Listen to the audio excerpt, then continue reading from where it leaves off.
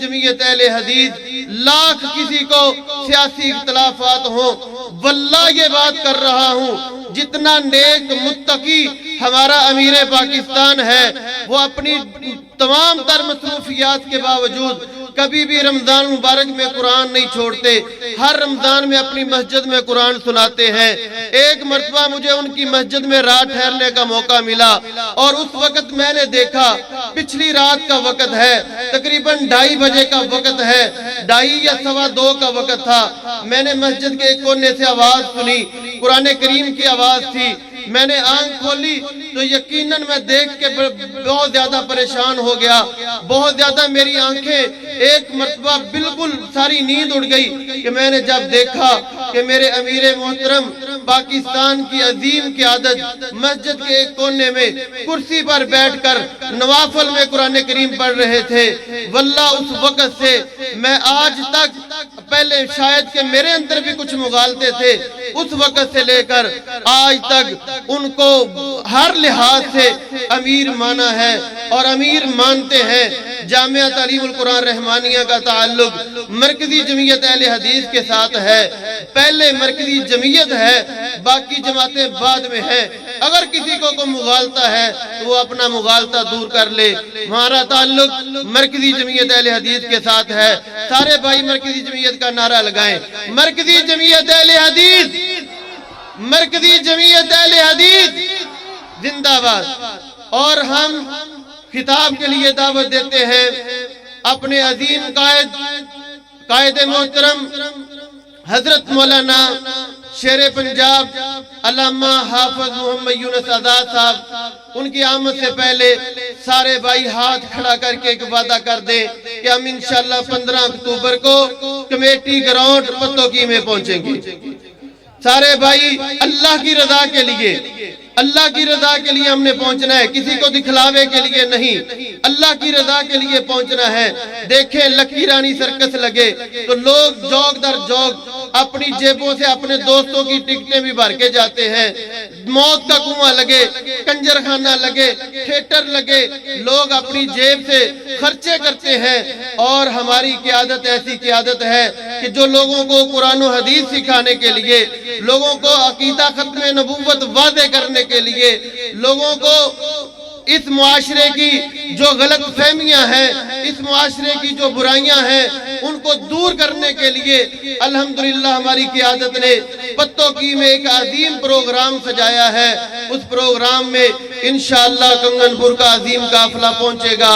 اللہ رب العالمین انشاءاللہ ہماری اس کاوش کو قبول فرمائے گا۔ ہم دعوت دیتے ہیں محترم جناب فضیلت الشیخ مبلغ اسلام حافظ محمد یونس آزاد صاحب۔ الحمدللہ الذی ہدانا السلام علیکم۔ لہذا وما کننا لنہتدی لولا ان ہدانا اللہ۔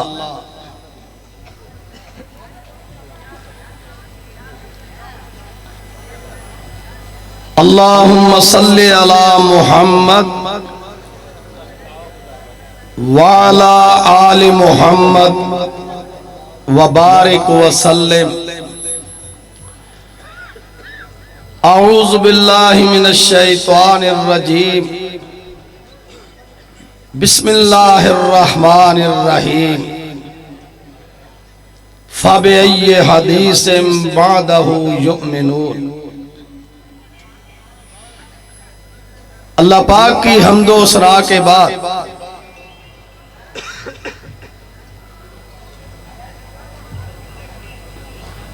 اور نبی رحمت کے درود و سلام کے بعد میں سب سے پہلے آج کی جامعہ رحمانیہ میں کانفرنس میں تشریف لانے والے تمام عوام کو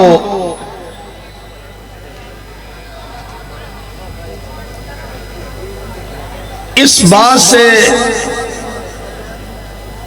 آگاہ کرنا چاہتا ہوں کہ ہماری خوش نصیبی ہے کہ ہمارا مشن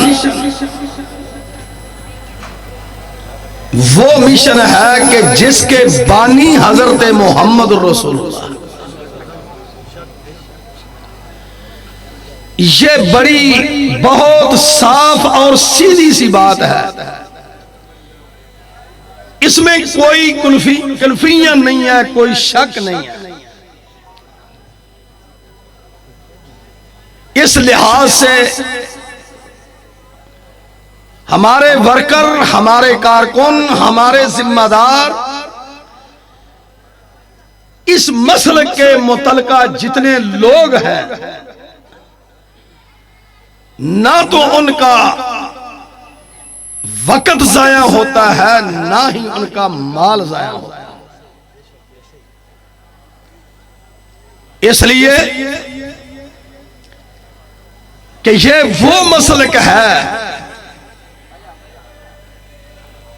جس کی آبیاری کے لیے، جس کی نشر و اشاعت کے لیے، جس کے استحکام کے لیے ہم لگے ہوئے ہیں. یہ وہ مسلک ہے جس کے بانی دو ٹوک حضرت محمد رسول اللہ. یہ مسلک نام ہے کتاب و سنت کا، اور کتاب و سنت نام ہے وحی الہی کا.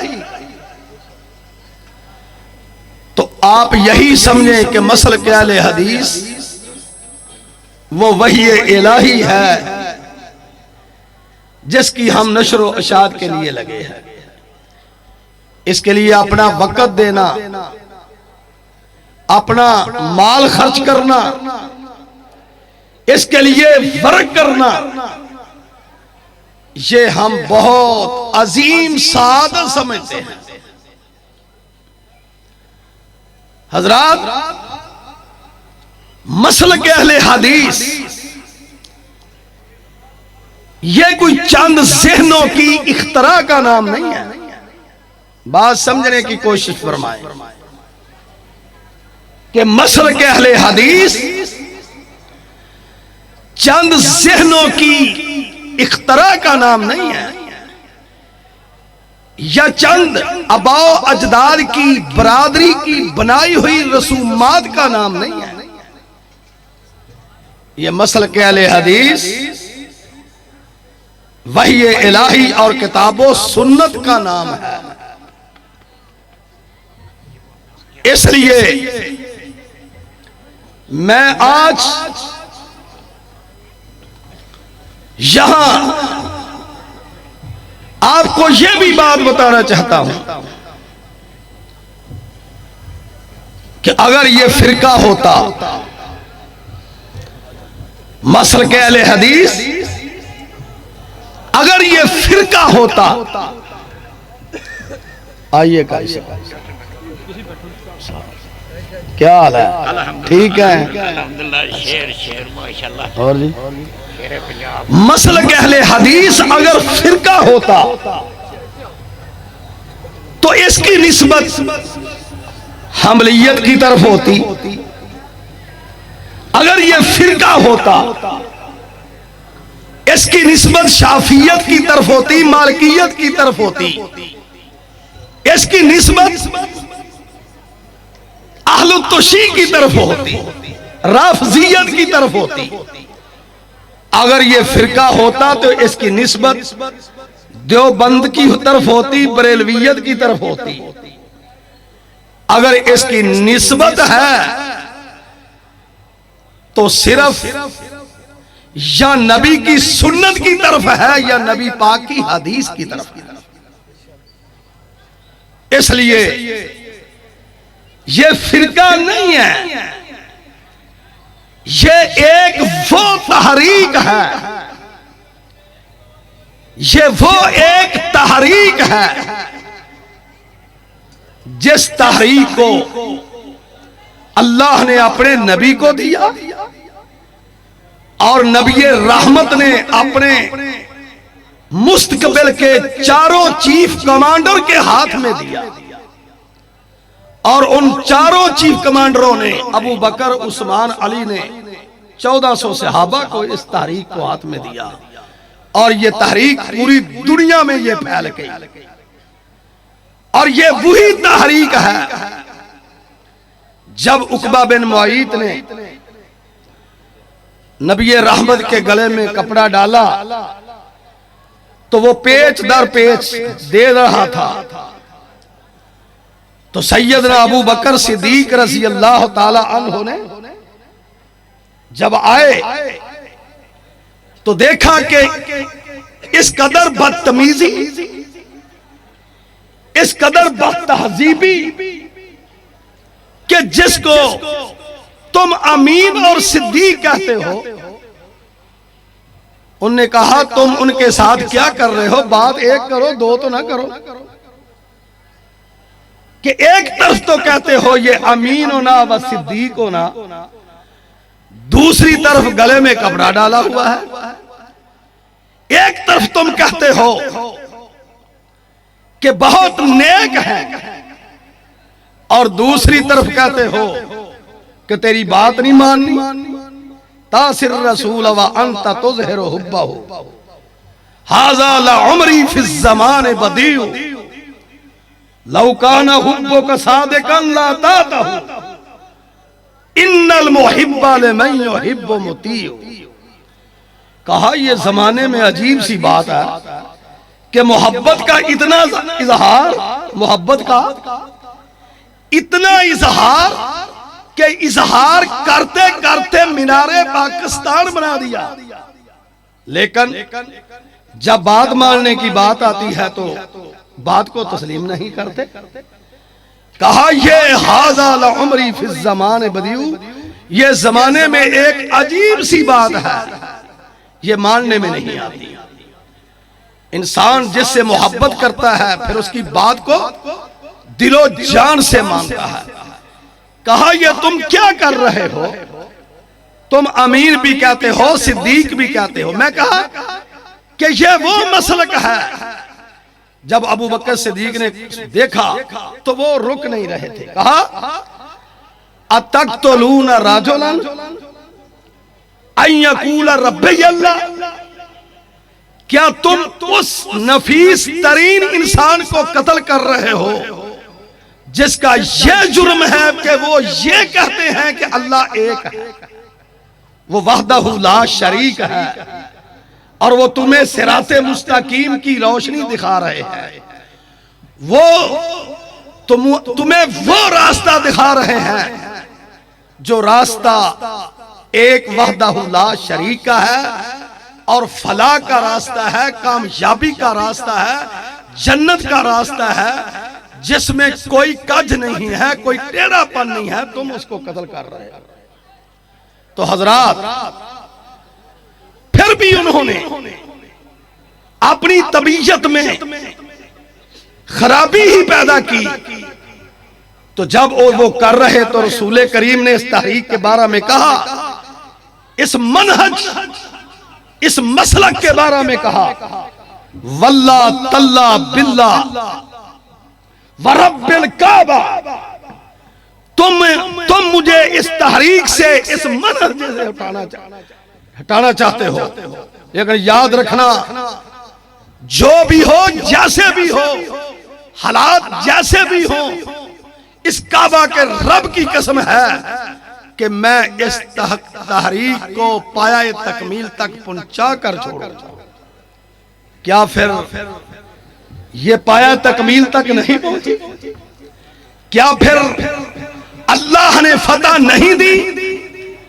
اہل حدیثوں، جماعتوں کو میں پہنچانا چاہتا تھا اسی مسلک اہل حدیث کی نشر و اشاعت کے لیے، اسی مسلک اہل حدیث کو تقویت دینے کے لیے، اسی مسلک اہل حدیث کو استحکام دینے کے لیے۔ اگر اس ملک میں کوئی اعلیٰ ترین، کوئی نفیس ترین پلیٹ فارم ہے تو وہ مرکزی جمعیت اہل حدیث پاکستان ہے۔ نعرہ تکبیر!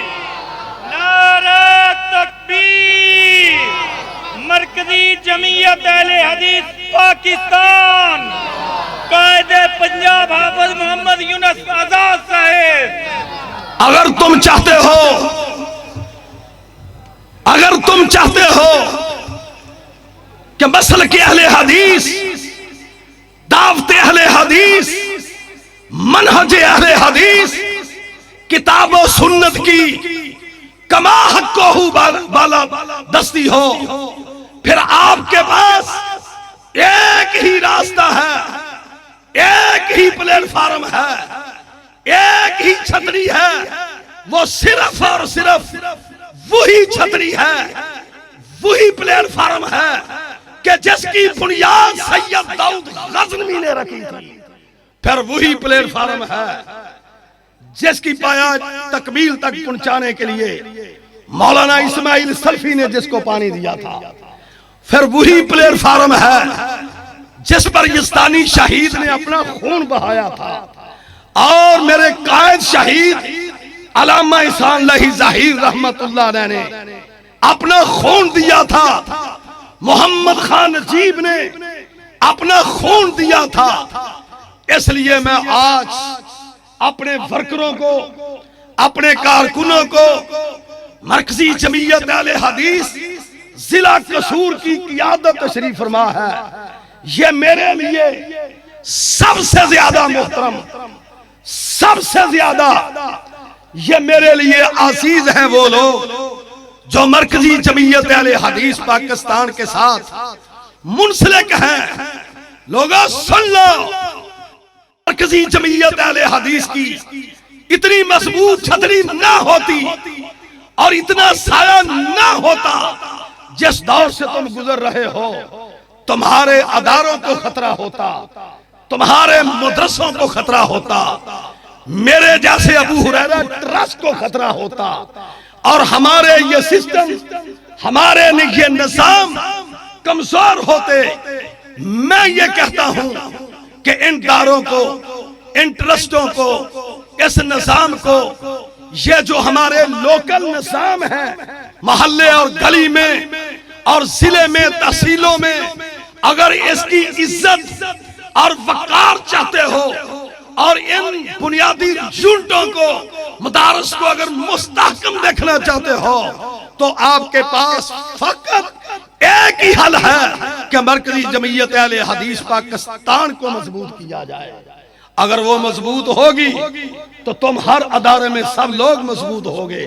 کل کو اگر کوئی مسلک پہ، جماعت پہ بلا آتی ہے، آزمائش آتی ہے، تو قیادت کے علاوہ کوئی نہیں ہے جو اس کا سامنا کر سکے۔ وہ گلی محلے کے لوکل لوگوں کا یہ کام نہیں ہوتا، یہ مرکزی جمعیت اہل حدیث پاکستان کا ہی کام ہوگا اس وقت۔